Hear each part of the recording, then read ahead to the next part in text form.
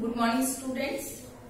Students अभी हम लोग अविकारी शब्द के बारे में जानकारी हासिल कर रहे हैं और उस अविकारी शब्द में हम लोगों ने जो उसके चार जो भाग हैं, क्रिया विशेषण, समुच्चय बोधक, संबंध बोधक और विस्मयादि बोधक, तो उन चारों में हम लोगों ने क्रिया विशेषण के बारे में जानकारी हासिल कर ली कि क्रिया विशेषण क्या है। साथ ही साथ उनके भेदों की भी मैंने जानकारी आप लोगों को दे दी है। तो आज जो मैं पढ़ने जा रही हूँ वो है संबंध बोधक अवयव। जो अवयव के दो दूसरे भाग हैं वो है संबंध बोधक। अब संबंध बोधक अवयव किसे कहते हैं? तो जिन शब्दों से संज्ञा या सर्वनाम का वाक्य के दूसरे वाक्य के साथ क्या होता है, शब्दों के साथ संबंध स्थापित होता है। तो यहाँ पर एक वाक्य और दूसरा वाक्य, दोनों वाक्य के बीच जब संबंध स्थापित होता है तो उसे हम क्या कहते हैं? संबंध बोधक अवयव कहते हैं। अब एक एग्जाम्पल मैंने दिया है कि पहला वाक्य हो गया भोजन, ठीक है, दूसरा वाक्य हो गया हाथ। यहाँ पर दो शब्द भी जुड़ रहा आपस में, देखिए पहला दूसरा। अब क्या है, इन दोनों के बीच संबंध स्थापित कर रहा है और वह किस शब्द के द्वारा? के पहले में भोजन के पहले हाथ धो लो। तो यहाँ पर क्या बोल रहा है? संज्ञा या सर्वनाम का वाक्यों के दूसरे शब्दों के साथ संबंध जाना जाता है, संबंध बोधक अवयव कहलाता है। तो ये और ये दो संज्ञाओं के साथ ये क्या कर रहा है? के लिए के साथ संबंध स्थापित होता है, उसे ही हम संबंध बोधक अवयव कहते हैं। अब संबंध बोधक अवयव जो है, यहाँ पर मैंने आपको नौ बताया है, किसी में 13 है, किसी में 14 है, लेकिन हम लोग 9 अवयव के बारे में जानकारी हासिल करेंगे। सबसे पहला है कालवाचक। अब कालवाचक का मतलब ही आप समझ में आ गया कि वो समय के बारे में बता रहा है। तो कैसे पता चलेगा?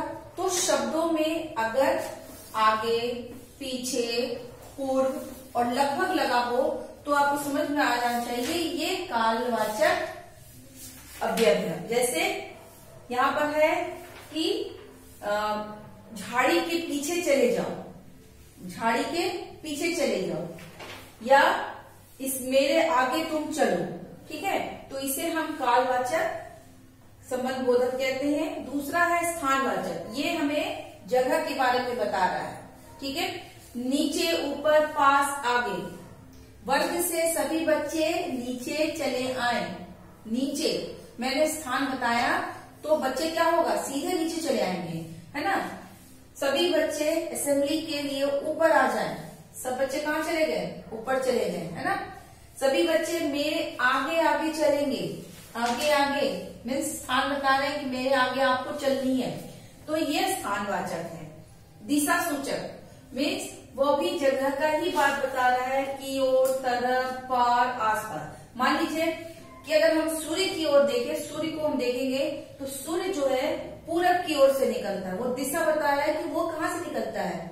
पूर्व की ओर से निकलता है। जैसे मैं पश्चिम की तरफ जा रही हूं। मैंने गंगा नदी तैरकर पार किया। मेरे आसपास काफी गंदगी है।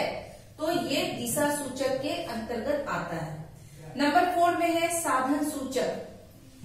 द्वारा, सहारे, हाथ। मैंने दूसरों के सहारे मैंने ये इस कार्य को मैंने संपन्न किया। मीन्स कोई मेरा साधन बना, कोई मेरे साथ रहा और मैंने उसका साथ पा करके उस कार्य को क्या किया?